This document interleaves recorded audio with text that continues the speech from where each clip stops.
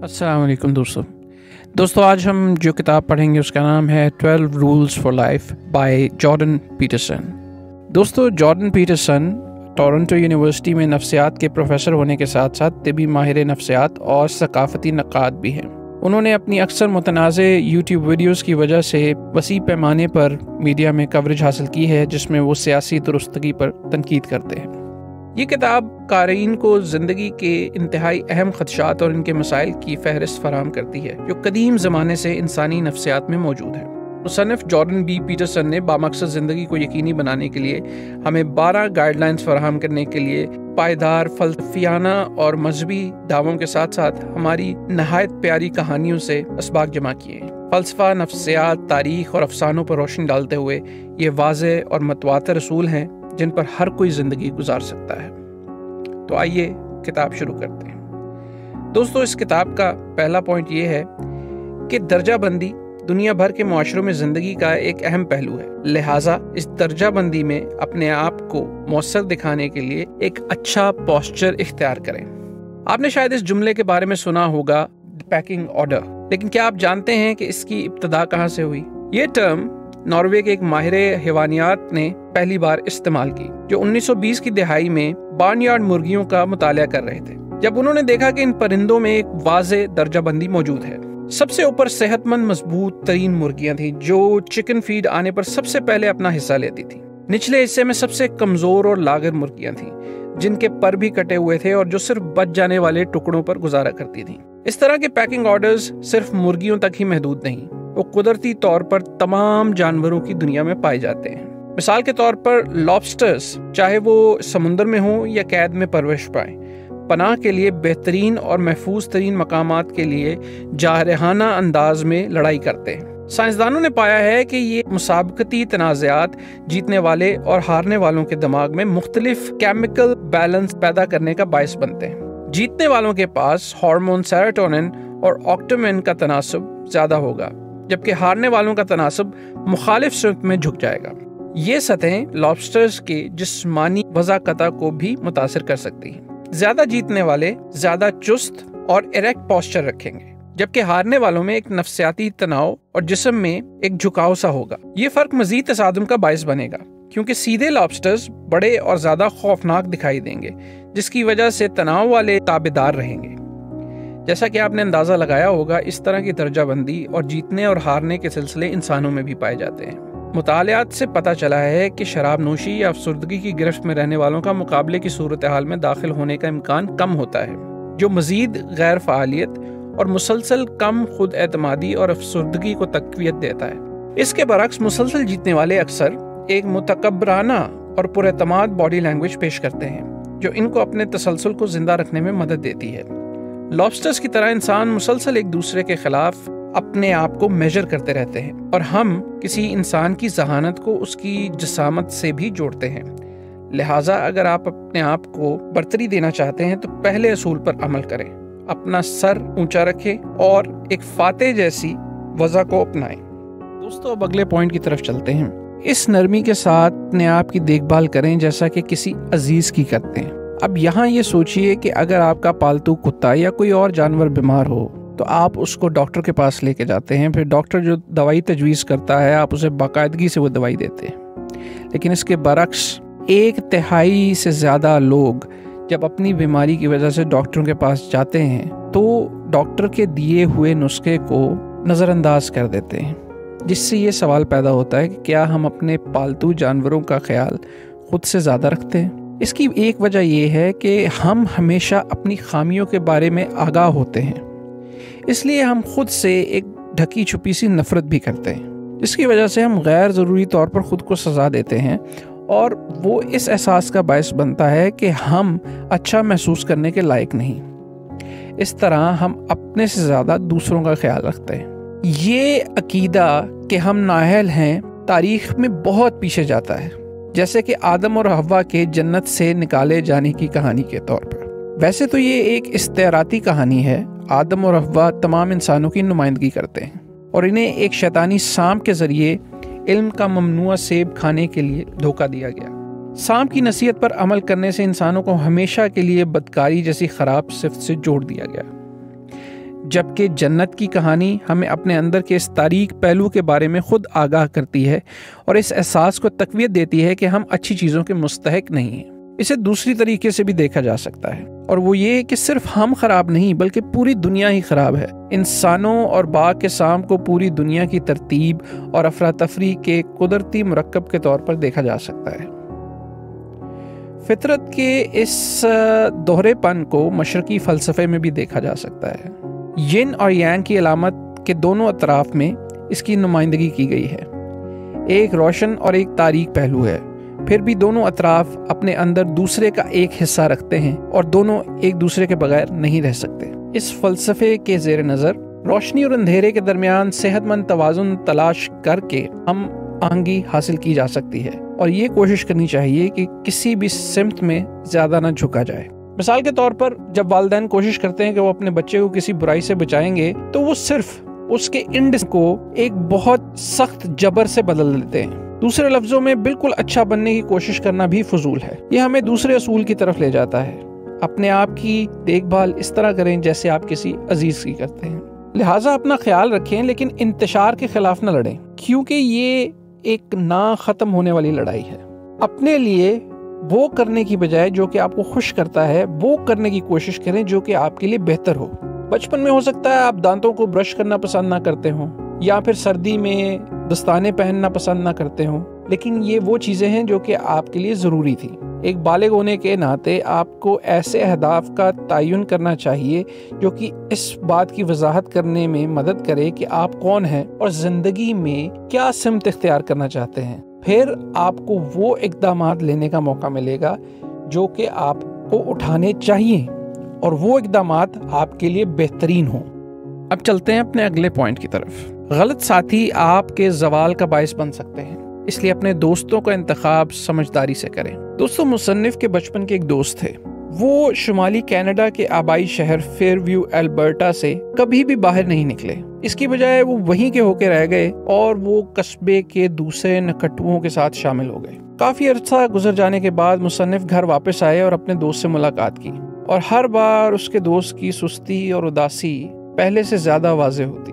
جو کبھی جوانی میں ایک پوٹینشل تھی وہ اب بڑھاپے میں ایک ناراضگی کا روپ اختیار کر چکی تھی۔ مصنف کو یہ اندازہ ہو گیا کہ وہ نکارہ اور نکھٹو لوگ اس کے دوست کے زوال کا باعث بن رہے تھے اور اسے زندگی میں کچھ بھی کرنے سے روک رہے تھے، اور یہ وہ چیز ہے جو کسی کے ساتھ بھی ہو سکتی ہے اور کہیں بھی ہو سکتی ہے۔ یہ آپ کی ورک پلیس میں ہو سکتی ہے۔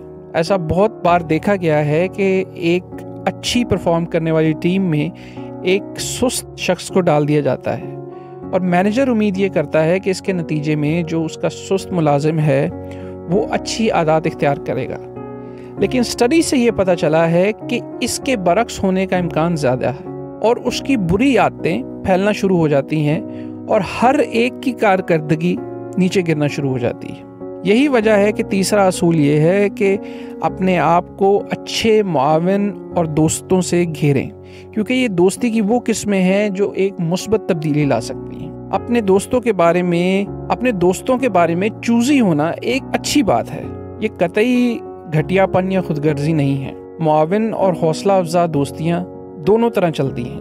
جب آپ کو ڈیولپ ہونے کی ضرورت ہوتی ہے تو وہ آپ کے لیے موجود ہوتی ہیں، اور اگر آپ کے دوست کو کسی دھچکے سے باہر نکلنے یا زندگی میں بہتری لانے کے لیے ضرورت ہو تو آپ ان کے لیے موجود ہوتے ہیں۔ یہ فیکٹر انفرادی کامیابی کی حوصلہ افزائی کرتا ہے، اور ایک ٹیم کے حصے کے طور پر یہ عظیم سماجی کامیابیوں کا باعث بن سکتا ہے۔ جب جارڈن بی پیٹرسن نے کالج میں جانے کے لیے فیئر ویو کو چھوڑا تو وہ اپنے ہم خیال لوگوں کے ایک گروپ میں شامل ہوئے جنہوں نے اپنی پڑھائی اور دیگر بہت سے کاموں میں ایک دوسرے کی مدد کی، جیسا کہ ایک اخبار نکالنا اور ایک کامیاب طلبہ یونین چلانا۔ آپ کو پتہ چلے گا کہ آپ کے اچھے دوست وہ ہیں جو کہ منفیت کے کیچڑ میں آپ کا لوٹنا برداشت نہیں کر سکتے، اور وہ آپ کے حق میں بہتر چاہتے ہیں، اس لیے وہ آپ کو اس سے باہر نکلنے اور ٹریک پر واپس آنے کی ترغیب دیتے ہیں۔ دوستو، اگلا پوائنٹ ہے کہ ترقی اپنے آپ کو اپنے ماضی کی کامیابیوں سے موازنہ کرنے سے ہوتی ہے، دوسروں کے ساتھ موازنہ کرنے سے نہیں۔ دوستو، آپ نے اکثر یہ بات سنی ہوگی کہ بڑے تالاب میں چھوٹی مچھلی ہونے سے بہتر ہے کہ چھوٹے تالاب میں ایک بڑی مچھلی ہوا جائے، لیکن اب انٹرنیٹ کی بدولت یہ ایک چھوٹی کمیونٹی کا تصور بھی اب ماضی کی بات ہے۔ ان دنوں ہم سب ایک عالمی برادری کا حصہ ہیں اور اس سے کوئی فرق نہیں پڑتا کہ ہم کہیں بھی ہوں، ہمیشہ آپ سے بہتر کوئی ہوگا۔ یہ ہمیں خود تنقیدی، اپنے آپ پر تنقید کرنے کے مسئلے کی طرف لے کے آتا ہے۔ اپنے آپ پر تنقید کرنا ضروری ہے۔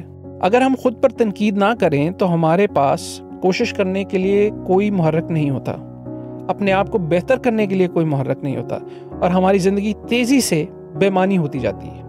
خوش قسمتی سے ایک انسانی رجحان ہے کہ وہ ہمیشہ حال کو کمتر طور پر دیکھتا ہے اور مستقبل کو بہت بہتر دیکھتا ہے۔ اس رجحان کی وجہ یہ ہے کہ ہمیں آگے بڑھنے اور کارروائی کرنے کے لیے متحرک رہنے میں مدد ملے۔ تاہم خود تنقید اس وقت بدصورتی اختیار کر جاتی ہے جب یہ سب کچھ دوسروں سے خود کا موازنہ کرنے کے بارے میں ہو۔ جب ایسا ہوتا ہے تو ہم تیزی سے اپنی ورتھ اور اپنی ترقی کھوتے جاتے ہیں۔ سب سے پہلے ہم بلیک اینڈ وائٹ میں سوچنے کی طرف لگ جاتے ہیں کہ یا تو ہم کامیاب ہوتے ہیں یا ہم ناکام ہوتے ہیں، پھر چاہے وہ بہتری یا کامیابی کتنی ہی چھوٹی کیوں نہ ہو، لیکن اس کے باوجود وہ نہایت اہم ہوتی ہے۔ جب ہم دوسروں سے موازنہ کرتے ہیں تو ہم اپنی توجہ زندگی کے ایک پہلو پہ مرکوز کر لیتے ہیں اور زندگی میں جو باقی بہتر امکانات ہوتے ہیں اس کو ہم نظر انداز کرتے ہیں۔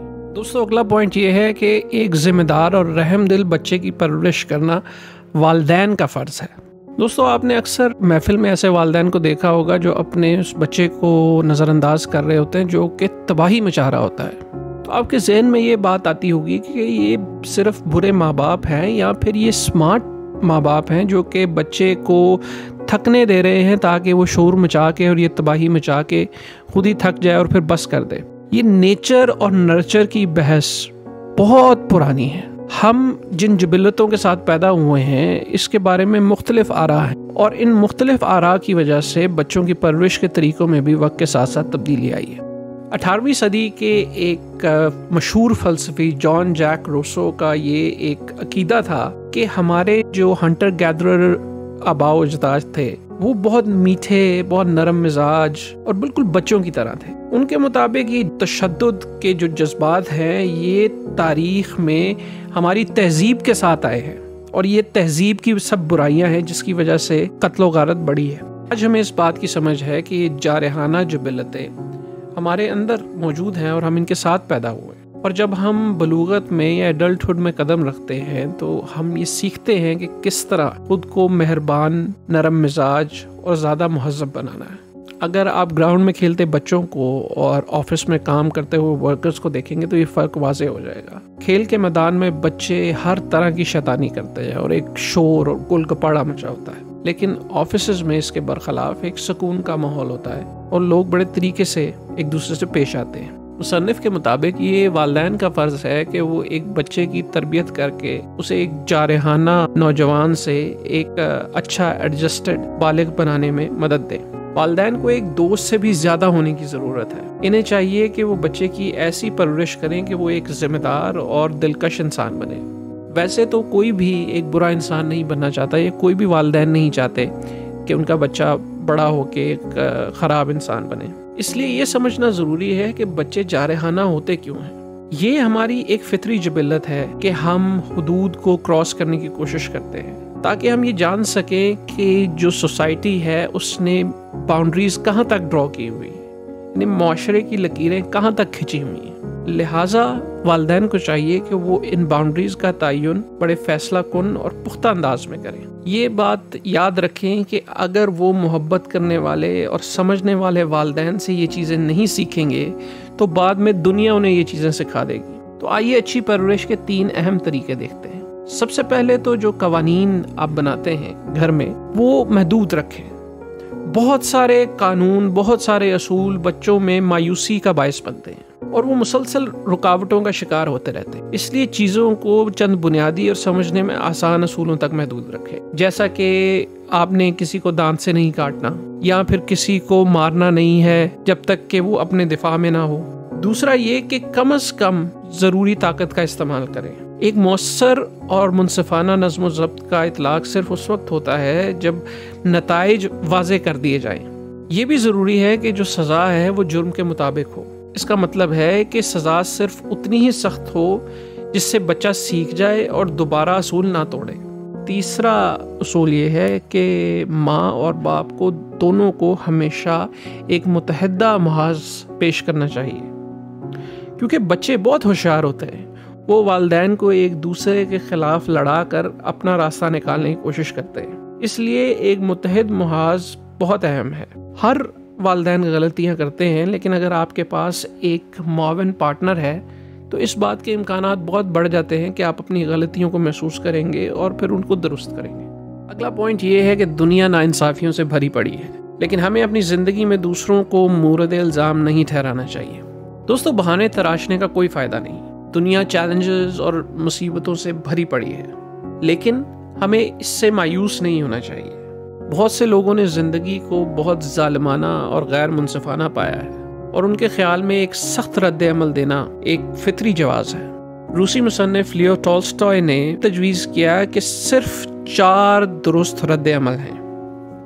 پہلا یہ کہ بچوں کی طرح لا علمی دکھائی جائے، دوسرا یہ کہ ہمیشہ خوش مزاج رہا جائے، تیسرا یہ کہ خودکشی کر لی جائے، اور چوتھا یہ کہ تمام تر مصیبتوں کے باوجود جدوجہد جاری رکھی جائے۔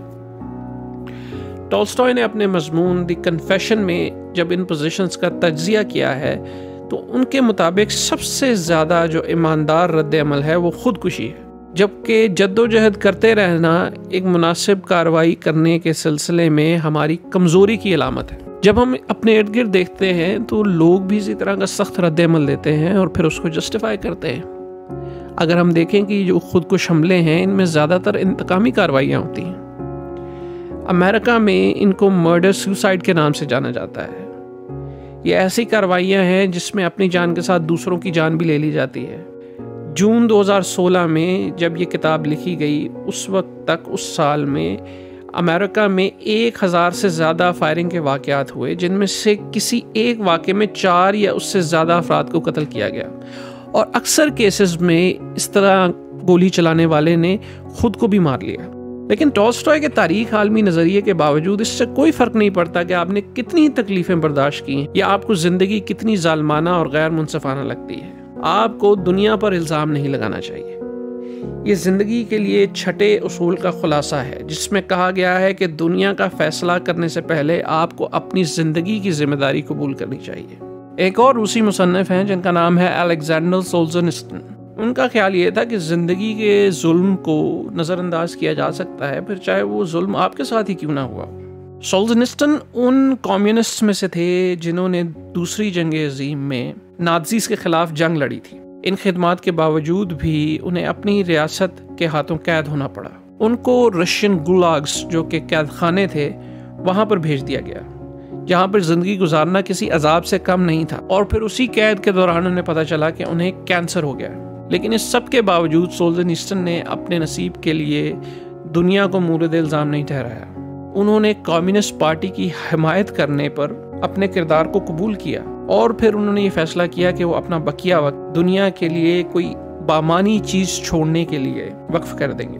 انہوں نے ایک کتاب لکھی جس کا نام ہے گولاگ آرکیپیلاگو۔ یہ کتاب سوویت کیمپس کی نہ صرف ایک تاریخ ہے بلکہ ایک فرد جرم ہے۔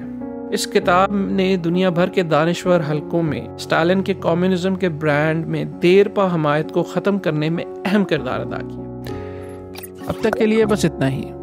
بقیہ حصے کے لیے اس سمری کی اگلی ویڈیو دیکھیں۔ اور دوستو، اگر آپ نے ہمارا چینل سبسکرائب نہیں کیا تو اسے سبسکرائب کر لیں اور بیل آئیکن کو ضرور پریس کر لیں تاکہ ہماری ہر نئی ویڈیو آپ تک پہنچ سکے۔ بہت شکریہ۔